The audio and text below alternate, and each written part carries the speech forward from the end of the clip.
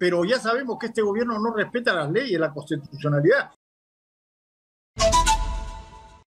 Señor Rospigliosi, usted ha sido ex jefe de la DINI, así que quiero su opinión técnica de lo que ha dicho hoy día el señor Fernández Latorre, jefe de la DINI, que tuvo su cargo también, de que él le había dado muchas investigaciones sobre personajes relacionados al presidente Pedro Castillo y que jamás se escuchó. Y quizás lo más grave de esto es que encubrió la fuga de prófugos de la justicia. ¿Cuál es la función del jefe de la DINI? En realidad, el jefe de la DINI reporta directamente al presidente de la República.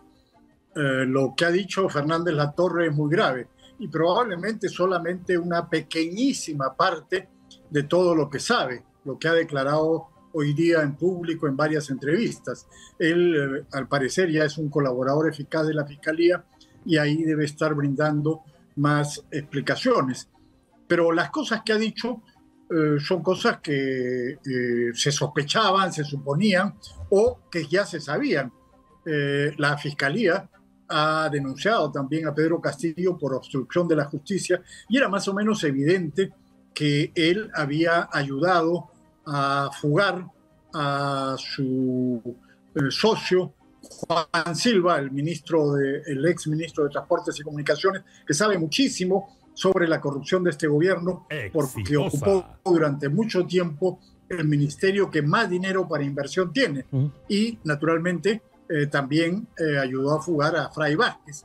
Entonces, lo que ha revelado el ex jefe de la DINI, Fernández Latorre, un chotán, un amigo íntimo de Castillo y un hombre que se supone le proporcionaba información delicada y de buena fuente, es muy importante y corrobora las cosas que se suponían o ya se sabían. ¿Y hasta qué punto quiebra la institucionalidad, la importancia de esa institución como la DINI, la Dirección Nacional de Inteligencia, ese tipo de prácticas que se habrían perpetrado, tal cual ha relatado Fernández Latorre?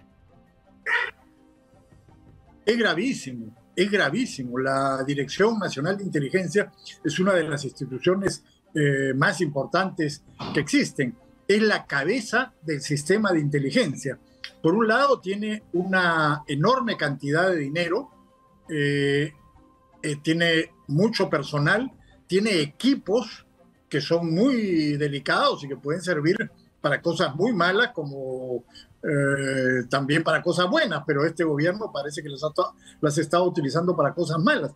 Y además es la cabeza del sistema de inteligencia, es decir, es el organismo que dirige la inteligencia de todas las Fuerzas Armadas y la Policía Nacional y de otros organismos del Estado, pero tiene acceso a información sensible del Servicio de Inteligencia del Ejército, de la Fuerza Aérea, de la Marina, del Comando Conjunto, de la Dirección de Inteligencia del Ministerio del Interior, de la Dirección de Inteligencia de la Policía, etcétera, etcétera.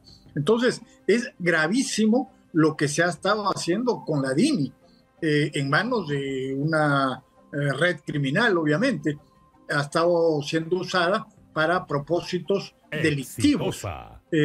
Ya se sabía, por ejemplo, o ya se había revelado que los fondos reservados de la DINI, que son 2 millones de soles mensuales, 2 millones de soles mensuales que están en la práctica fuera de todo control, que se habían usado para pagarle a Vladimir Cerrón, a Bruno Pacheco y a cuánta gente más habrán estado sobornando con ese dinero y cuántos habrán estado robando de ese dinero. Entonces, es muy grave que una institución tan importante para el país haya caído en manos de esta gente. Y hoy día han nombrado como jefe de la DINI al señor Walter Barrantes, Wilson Barrantes, socio de Sendero Luminoso, de la facción de Abimael Guzmán, el Movadef. Es decir, es como si en Estados Unidos nombraran director de la CIA a un socio de Osama Bin Laden. Es exactamente lo que ha ocurrido en el Perú. Es gravísimo realmente, esto es una provocación lo que han hecho. Eso quiero preguntarle, porque lo que dice el señor Fernández de la Torre es que jamás se le dio dinero a Montaña, jamás se dio dinero para la familia de Bruno Pacheco, cuando, entre comillas, estuvo prófugo de la justicia, ayudado por la gente del presidente Pedro Castillo y por el presidente. Dice que el sobrino le pide 100.000 soles para pagar un medio de comunicación o a periodistas de un medio de comunicación y $500.000, 500.000 soles para pagar a un agente ruso. $500.000. De dólares. ¿Cuán grave es la relación de un agente ruso en territorio nacional? Bueno, es gravísimo, Patricia. Imagínate, tener a un agente extranjero pagado con $500.000. No sabemos si un agente de un organismo de la Federación Rusa o un agente de inteligencia de alguna empresa privada rusa. Y obviamente, ¿para qué querían traer un agente extranjero? No para combatir la delincuencia, no para combatir el terrorismo, no para combatir el narcotráfico, sino seguramente para hacer cosas muy malas, ¿no? Para perseguir o para espiar a la oposición o a los periodistas o quizás para eliminarlos. Es gravísimo esto que ha dicho de traer a un agente ruso. Hay empresas rusas que realmente tienen muy mala fama, como Wagner, por ejemplo. Wagner es una empresa rusa que actúa en muchos países, que está integrada por ex miembros de las Fuerzas Armadas y de los servicios de inteligencia de la Federación Rusa y que hacen cosas atroces en todas partes. Entonces, realmente es muy, muy grave este tipo de cosas que se han venido haciendo o se han intentado hacer en algunos casos con los fondos de la Dirección Nacional de Inteligencia. Claro, pero ¿hasta qué punto esas palabras podrían tomarse como creíbles? Porque estamos hablando del ex jefe de la DINI, alguien con un cargo muy importante, como usted lo acaba de mencionar, y que niega, por ejemplo, el haber entregado dinero para Bruno Pacheco, a pesar que hay esa revelación que se ha hecho en su momento. ¿Por qué creerle a él y no creer a Bruno Pacheco, no creer a Bedel Camacho? Porque aquí todo el mundo comienza a pedir pruebas. Y tratándose de alguien que estaba al frente de la DINI, ¿qué tipo de pruebas mínimamente tendría que presentar? Bueno, este señor ha dicho que tiene un audio, por ejemplo, o tiene varios, no sé, pero lo ha dicho en las entrevistas que ha dado esta mañana, ¿no? Pero además es un hombre que presuntamente se está acogiendo a la colaboración eficaz con la Fiscalía. O sea, tiene que decir la verdad. Si él miente ante la Fiscalía, las cosas que dice no son ciertas, entonces pierde todos los posibles beneficios que pueda tener. Y el hecho de que un individuo tan cercano a Pedro Castillo esté diciendo estas cosas hoy día, sin duda es gravísimo, ¿no? ¿Por qué tendría que, en el caso de esta delación, por ejemplo, de que le pidieron 100.000 soles para sobornar periodistas, tendría que inventarlo? Ahora, este hombre está realmente en muchos problemas, porque sin duda, cuando la Fiscalía ordenó su detención preliminar, tenía algunas evidencias de que estaba haciendo cosas muy feas, ¿no? Entonces no es casualidad que ahora se ponga a delatar. Lo que está ocurriendo en el gobierno, como estamos viendo, es que ellos ven que el barco se hunde y muchos están saltando y tratando de salvarse a sí mismos. Hemos visto a otros colaboradores como Bruno Pacheco, como Bedel Camacho, en fin, que están hablando y están contando cosas. O esta señora que reveló que le había pagado 4 millones de soles de coima al gobierno para obtener un terreno y que 1 millón de soles se usó para sobornar congresistas y lo otro fue para Pedro Castillo. En fin, todas estas cosas están ocurriendo ahora porque la gente ve que el gobierno se está viniendo abajo. Pero yo creo que tampoco eso está tan claro, ¿no? El gobierno puede dar un zarpazo y acabar con el Congreso, cerrarlo, y luego irá tras la Fiscalía y tras el periodismo, ¿no? Entonces, las cosas están inciertas en este momento. Eso queremos saber un poco yendo a lo que va a pasar mañana. Tengo entendido de que hay una ley que sacó este Congreso donde el comando conjunto, los altos mandos militares no pueden ser cambiados por 2 años. O sea, si el presidente Pedro Castillo intentaría quizás cambiar las cabezas para hacer lo que configura, según la oposición, un golpe de Estado, no se podría por esa ley que ha hecho el Congreso, ¿correcto?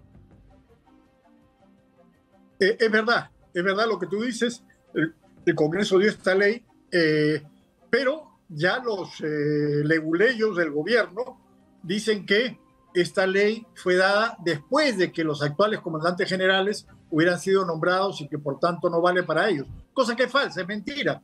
Pero ya sabemos que este gobierno no respeta las leyes, la constitucionalidad. Hemos visto hoy día el ministro de Justicia, el principal asesor legal del gobierno, que dice que si el Congreso tiene mañana 87 votos, ellos no van a aceptar la vacancia. Una cosa insólita, ¿no es cierto? Esta gente no respeta las leyes ni la Constitución.